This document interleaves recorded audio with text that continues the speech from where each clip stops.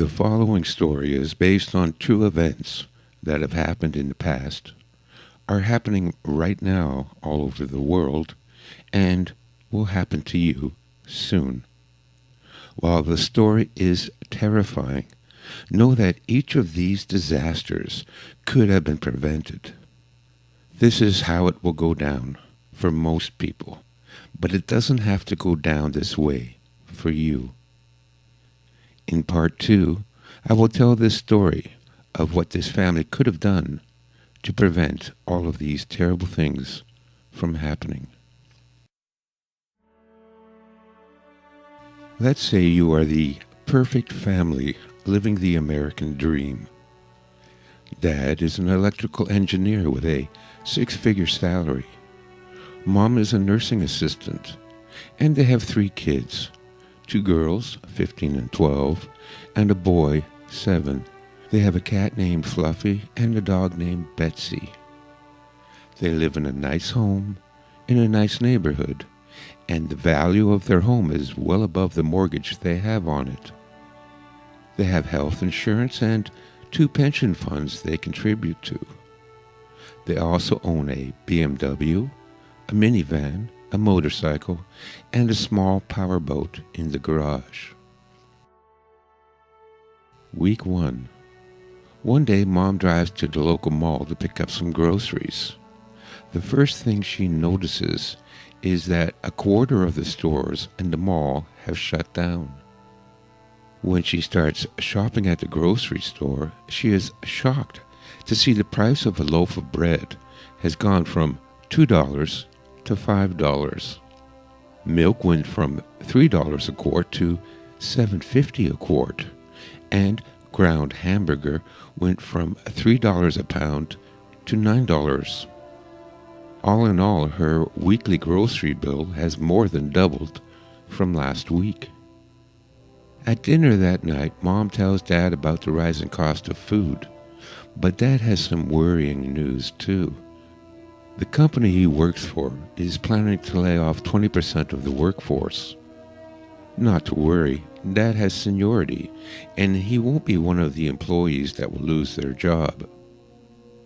They turn on the TV and the nightly news tells them that the stock market is booming, but due to trade tariffs, the cost of living may go up by 3%. The next day, Dad gets the utility bill, and his jaw drops when he sees the monthly electrical bill has gone from $300 a month to $1,200. On the way to work, he stops at the gas station to fill up and is again shocked to see the cost of a gallon of gas has gone from $5 per gallon to $15 per gallon. It costs $400 just to fill up the tank. That night, Dad does a budget and realizes that their monthly expenses now exceed their income.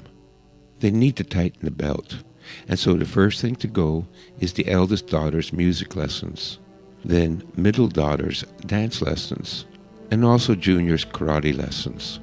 Dad cancels his membership at the tennis club, and Mom cancels her membership at the Pilates studio. Also, no eating lunch at the cafe, and no more coffees from Starbucks. To save on the electric and gas bills, they need to keep most of the lights turned off and the heat turned down. Everyone will need to wear a sweater in the house. Also, Mom and Dad will have to carpool to save on gas. Dad will drop Mom off at work and pick her up after he gets off work. The next day, Dad learns that the company plans to lay off another 30% of the workforce. Everyone at the office is tense and nervous. Dad still has seniority, but just to be on the safe side, he starts to send out his resume. What Dad doesn't know is that there are 50,000 other electrical engineers also sending out their resumes, and most would work for a lot less money than Dad is currently earning. Week 2. The next week, Mom goes to buy the groceries, but discovers that the mall is closed. She drives through town looking for a grocery store that's still in business, passing storefront after storefront that have been closed down, with plywood over the windows and for lease signs everywhere. She finally finds a store still open and goes inside. Half the shelves are empty, and bread now goes for $25 per loaf and milk at $50 a quart. Mom can barely afford a quarter pound of ground hamburger and a half a dozen packs of instant noodles.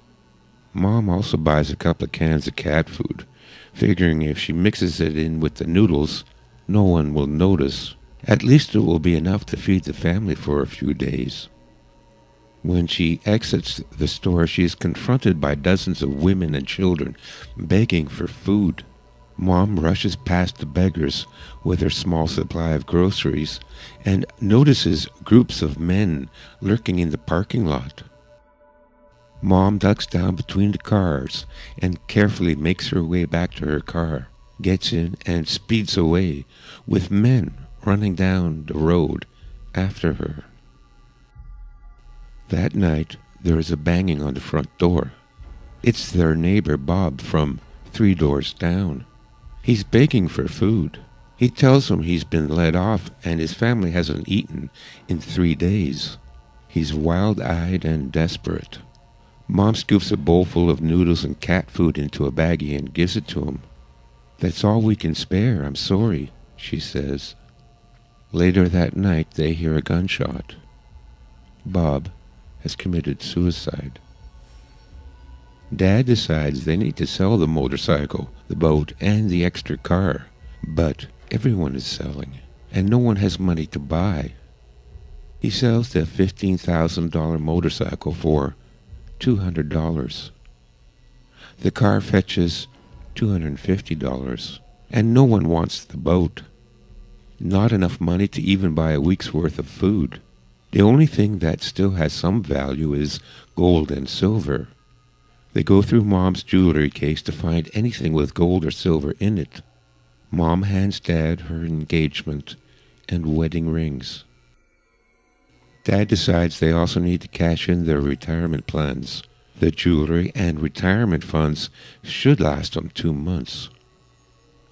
Week 3. That Monday, Mom finds out she has been let go. The hospital where she worked can no longer afford to keep such a large staff on hand.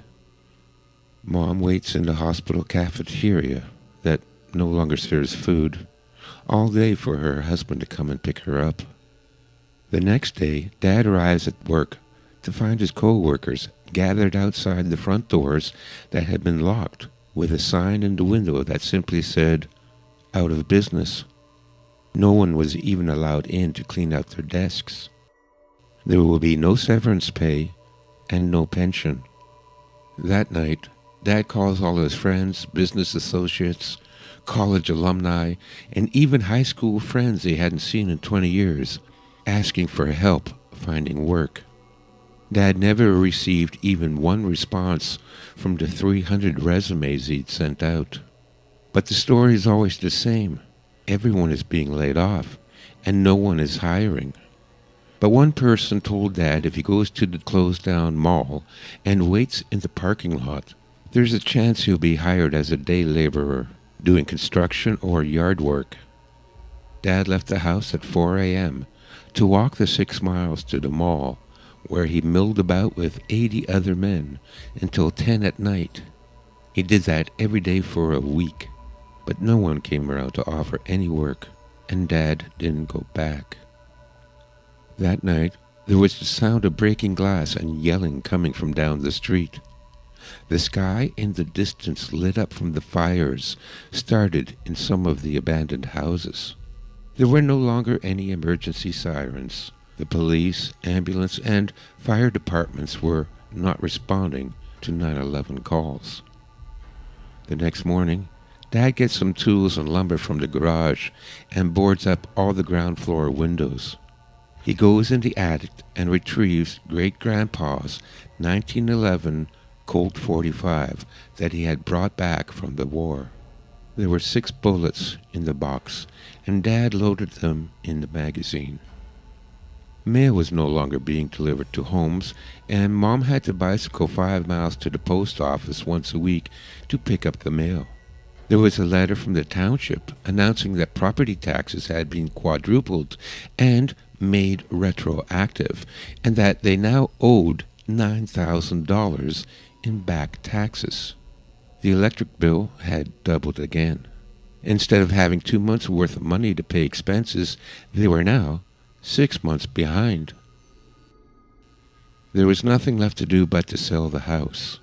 Dad called a real estate agent he met at the Lions Club, but the number was out of service. He called another 10 brokers listed in the Yellow Pages until he found one that answered the phone. She told Dad that they would no longer represent sellers. Everyone was selling, and no one was buying. She entered his address into the computer and told him the average selling price for homes in his area. It was less than half their modest mortgage. Even if they could find a buyer, they would still owe money. The real estate agent confided that Dad's best option was to stop paying all bills and live in the home and save as much money as they can until they are evicted. Week 4. The next day the power was cut. So were the gas and the phones. It was fortunate they had a fireplace in the den, and so they brought down their mattresses and blankets, and everyone slept in the den. Dad would stay up late to feed the fire, so they wouldn't all wake up freezing at 4 in the morning. There was no money to buy pet food for Fluffy and Betsy, and both were looking thin. Although an indoor cat, Mom let Fluffy out in the hopes that her instincts would return and she could hunt for herself. Fluffy never came back. One night the middle daughter developed a chronic cough. Mom's nursing experience told her she was suffering from respiratory bacterial infection. She needed antibiotics, but they would need to visit a clinic first. Thank God they still had health insurance. Dad siphoned the gas from the boat's tank and hoped it would be enough to drive their daughter to the nearest hospital. The hospital was packed. They had to park a mile away, and when they arrived at emergency, there were 200 people there, yelling and screaming at the dozen heavily armed security guards that surrounded the admissions desk. They waited 14 hours to reach reception. They were then told that their health insurance company had increased the deductible to $10,000 and that a doctor's consultation would cost $6,000 cash in advance. No amount of begging and pleading would get their daughter admitted without the upfront payment. When they got home, Mom bundled middle daughter up in blankets and lit the fire to keep her warm. Mom used every home remedy she could think of to treat her daughter, but while the symptoms eased a little, she wasn't getting any better either. The next day, eldest daughter announced she was leaving to work at the seedy strip club outside of town. A girlfriend told her that she could earn $2,000 a week, and if she were to take on a few clients, even more. Because the roads were so dangerous, she would stay in one of the rooms at the club and be back in 3 weeks with the money to get little sister the medical help she needs.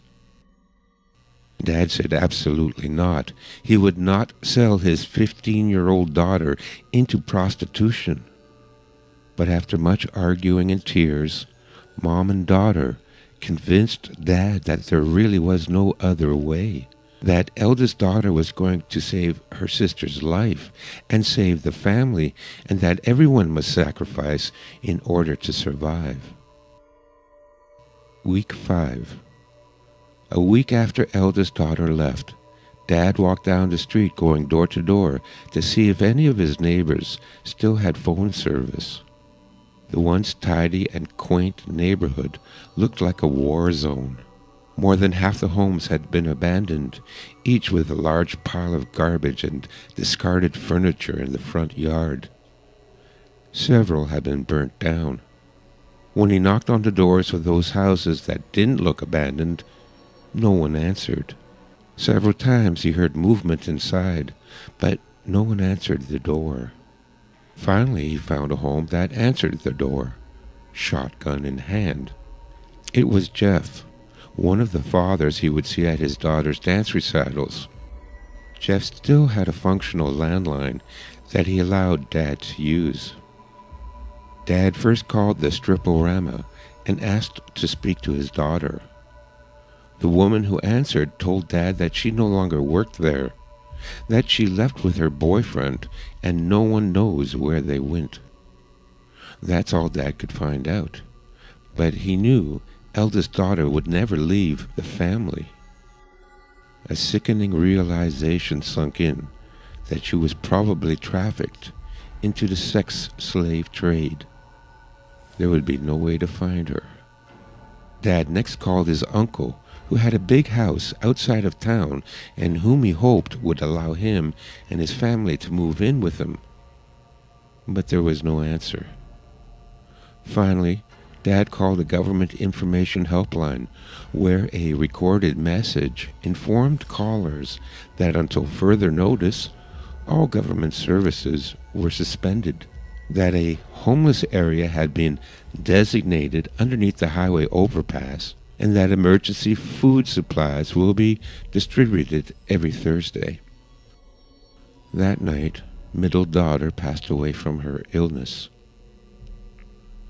The next morning, Dad walked back to the neighbor to again use the phone to call an ambulance, but there was only a recording stating that emergency services had been suspended.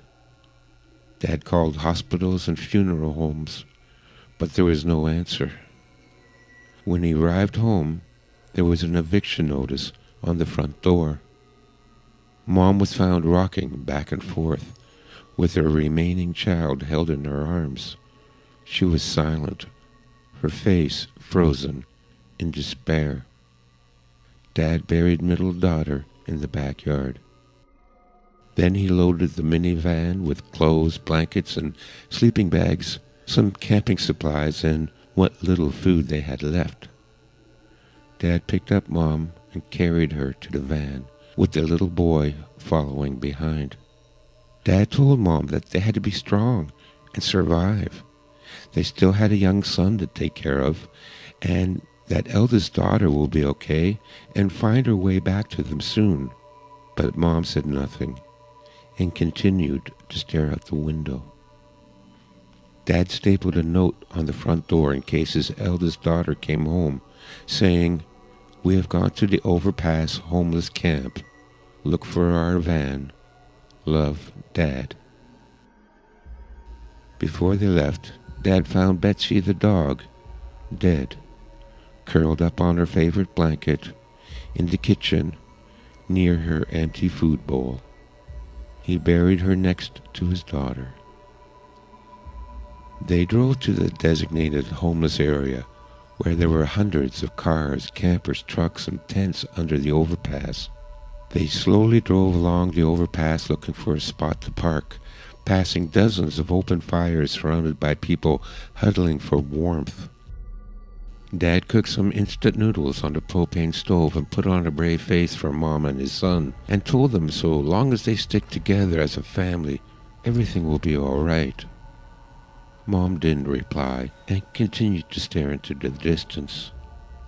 Dad was also worried for his son, since he had become increasingly afraid and had developed a tremor, and often burst into tears and would cry for hours, and Dad's efforts to comfort him were in vain. Week 6. 3 days later, the emergency food truck arrived, and Dad was disappointed to discover that his ration pack consisted of 3 packs of instant noodles and 3 hot dogs. As he walked back to the van, he could smell barbecued meat coming from several of the campfires. When he went to find out where the meat came from, he was told it was the family dog, or cat, or a pigeon someone had caught. Dad cooked up the noodles and put all 3 hot dogs in the pot, since they hadn't eaten in 2 days. Then he took his Colt 45 and headed into the nearby ravine, determined to shoot a raccoon or a squirrel or maybe a goose. Dad walked through the ravine until dusk without even seeing an animal of any kind. Dad was determined to go out again the next day and find something to kill. When he returned to the van, he discovered that men had come while he was gone and stole his camping equipment and sleeping bags. His son was curled up in a fetal position, hiding under the van. Mom was sitting in the front seat, staring out the window. That night, they put on all the clothes they had and huddled together for warmth in the van. Mom and Dad could not sleep because of the fear, anxiety, and hunger they felt. In the early morning, a gang of armed men came to rob the homeless camp of anything of value. Some of the homeless had firearms and fired shots to defend themselves, but the gang was heavily armed and sprayed the camp indiscriminately with gunfire, killing dozens of people. A stray bullet pierced the side of the van and went through the young boy and Mom, killing both instantly. Clutching the bodies of his wife and son close to him, Dad watched the sun come up and then went to bury his family in the ravine. After he was done, he put the barrel of his Colt 45 to his temple, and his last words before pulling the trigger was, "I am so sorry." And now I am sorry too to have to write such a depressing story, but it's my last effort to wake people up and warn them about what is coming. I promise part 2 will be hopeful and encouraging. In the meantime, we need to get ready, because once the collapse begins, if you aren't ready, you won't be able to escape. Please support my work by buying a copy of my book, The Art of Urban Survival. It contains most of the information you need to survive this scenario. Also, my 1-year survival calendar. If you can follow the month-by-month instructions for only 6 months, you will be well prepared to deal with the collapse. And finally, if you can spare it, donate a couple of bucks to help me finish my next book that will fill in the crucial key to survival: how to form a community for mutual aid and support during the hard times. Thank you.